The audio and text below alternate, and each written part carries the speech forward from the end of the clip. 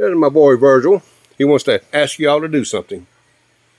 Press the subscribe button and the notifications bell right below this video. Thank you. Thank you. Thanks, folks. Please subscribe, like, and share.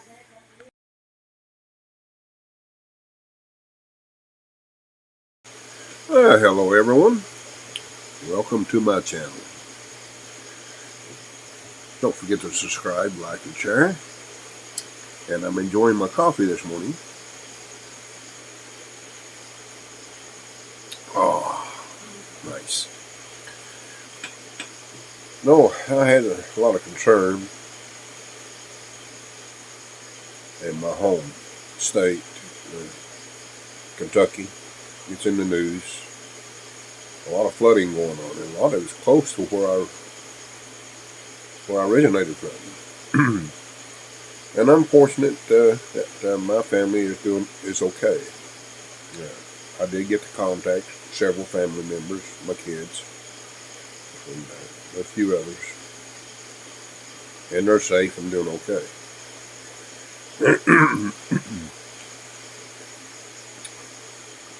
With all that said, I feel very lucky that they are. Now this is the end of July, getting ready to go into August. I'm 66 years old, and I don't recall in my lifetime flooding this time of year. Now, I've been through quite a few floods during my lifetime. The floods I remember happen normally between February and late April, occasionally early May. But the extreme floods were usually the spring of year. Now, I don't remember, because I was only 1 year old, the 57 flood in my area. I just know from hearsay. Then in 63, I do remember that one. I was actually living with my parents for a short period of time in a 2-story apartment building. And I can remember standing on not just standing on the porch, I remember I could reach through the handrails and touch the water below. That's how big the 63 flood was. And we were forced to go to school on Saturdays after that.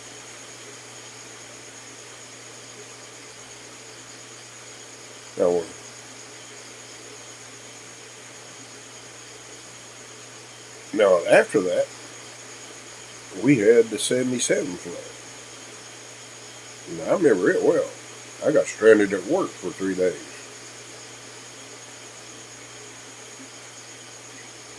And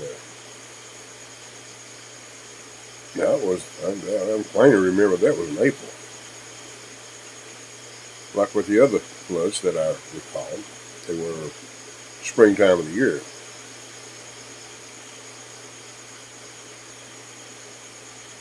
And I've noticed watching the weather here, there's still a chance to get this flooding that's going on right now could get worse.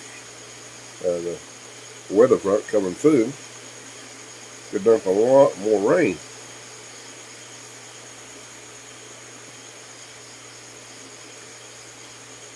Now, here where I live now, we're experiencing more rain than I'm used to since I've been living here. Almost 13 years. A few more months it will be. Every day, here where I live now, it's overcast.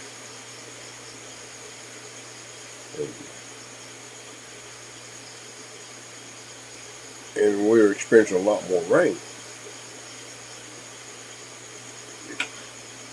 Which, to be honest with you, making my solar very inefficient, but I'm still using it. I'm still able to use it, by the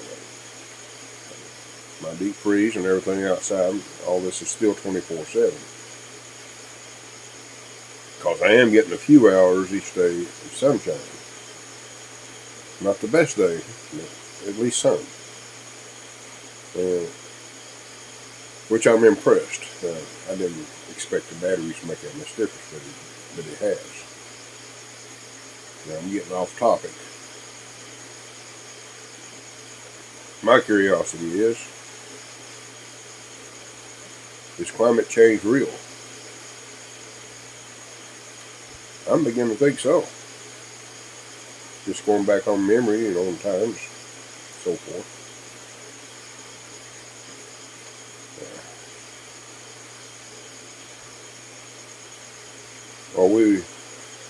Is people going to take it seriously, or are we going to hear all this as just a normal thing?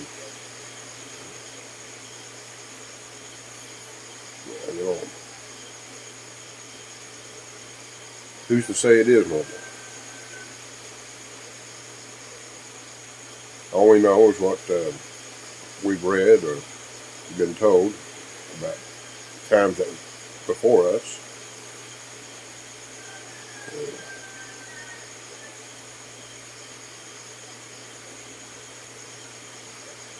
I know the harsh winters, that's where my hometown is, that's rare now.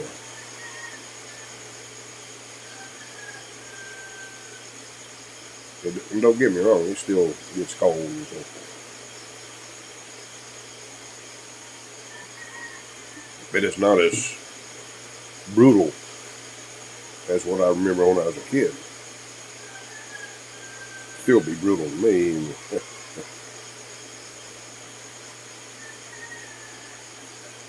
So, I think people ought to start looking in this, at least consider this. This might be a real thing, this climate thing.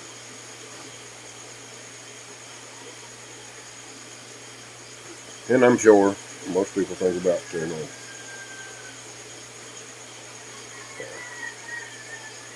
what about jobs when you're going into renewable energy?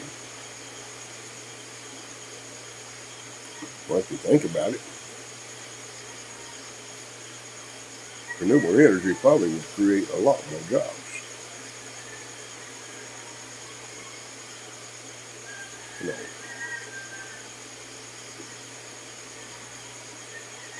Someone's got to make the solar panels. Someone's got to make the batteries. Someone's got to make those electric motors.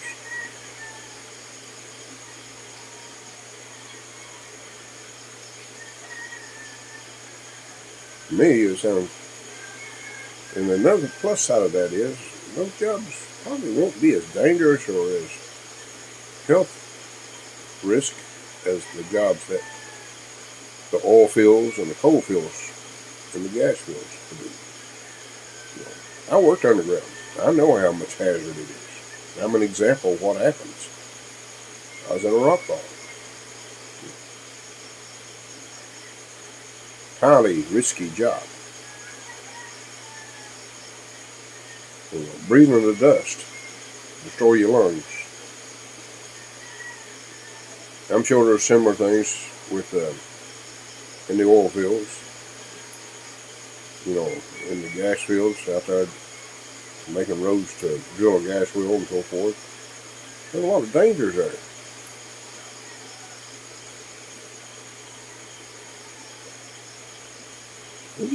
To me, it makes more sense to get better jobs that pay better in a much safer environment.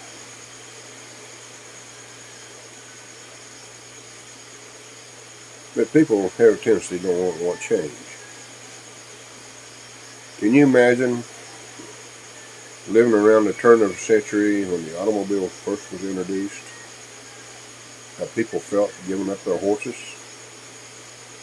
These people, these livery stables and so forth, losing their business, blacksmiths, losing their income. Can you imagine that?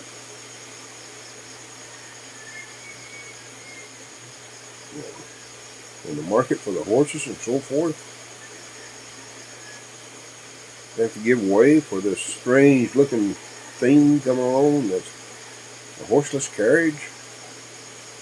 Can you imagine all the negativity? Well, a lot of people are affected in their livelihood, giving up those animals that done the labor. That's not counting the farmlands. Well, they use horses and mules and so forth to plow with. They have to give way for the tractors.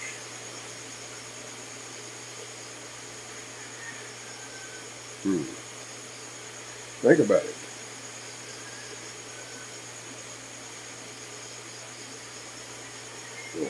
Progress. Going to mechanical machinery,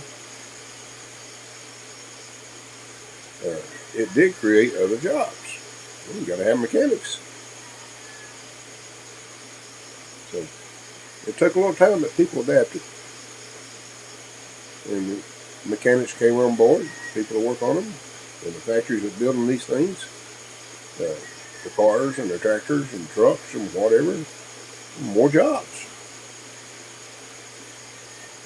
And also, when, they needed more steel, so there are more jobs in steel. You're going to have similar things converting to green energy, as they say.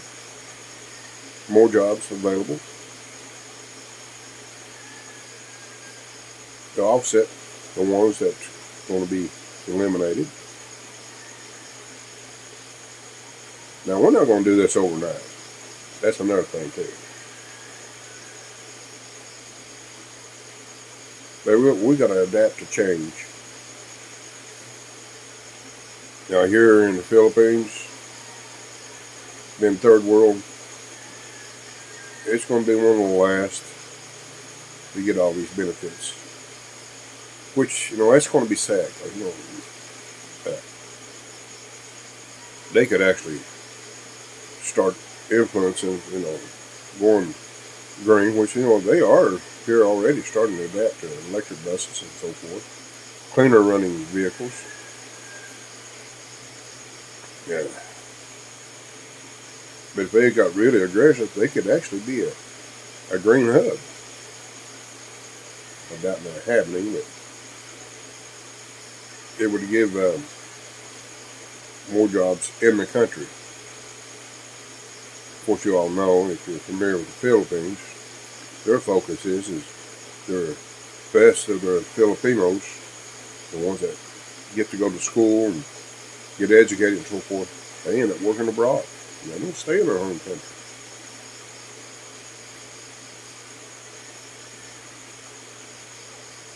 That's been their main focus. Which I wish they could turn that around, or they could stay in their home country so they can be near their families.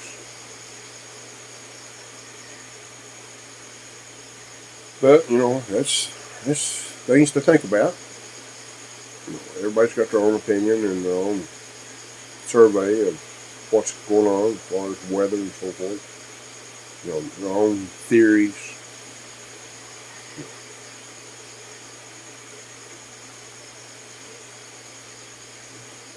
So, anyway, that's some of my thoughts about climate change. Is it real or not? I'll be honest with you.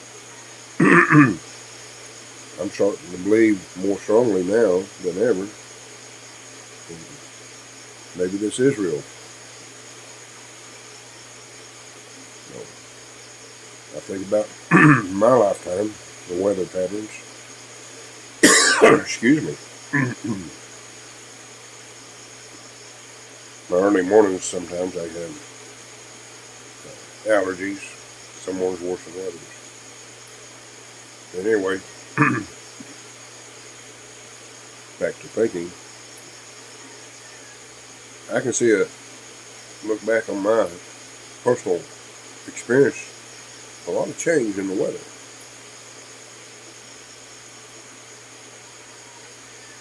I know there are people going to argue that it's a normal thing. Climate does change on its own. It may be true.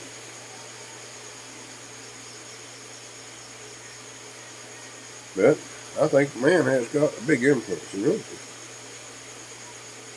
Well, the Earth is an ecosystem, and we keep pumping contaminants into the air. Now, something's got to happen when you pollute the air. I mean, duh. I mean, it only makes sense. But you take the whole world, just keep pumping it out there. You know, our ecosystem can only filter so much. And when you get beyond that filter, you want to make a change.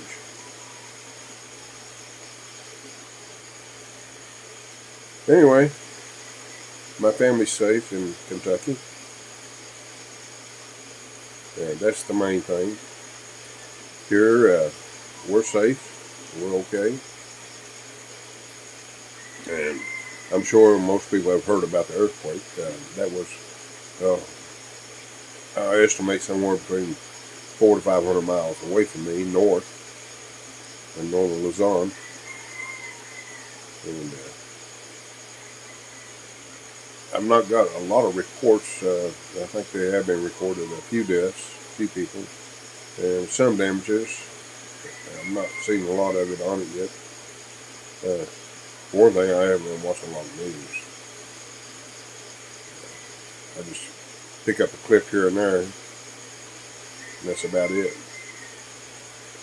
So folks, I want everybody out there to stay safe and take care of yourself. And my thoughts go out for those that are in flooded areas. And just stay safe. The next thing is, please subscribe, like, and share. Till next time, take care.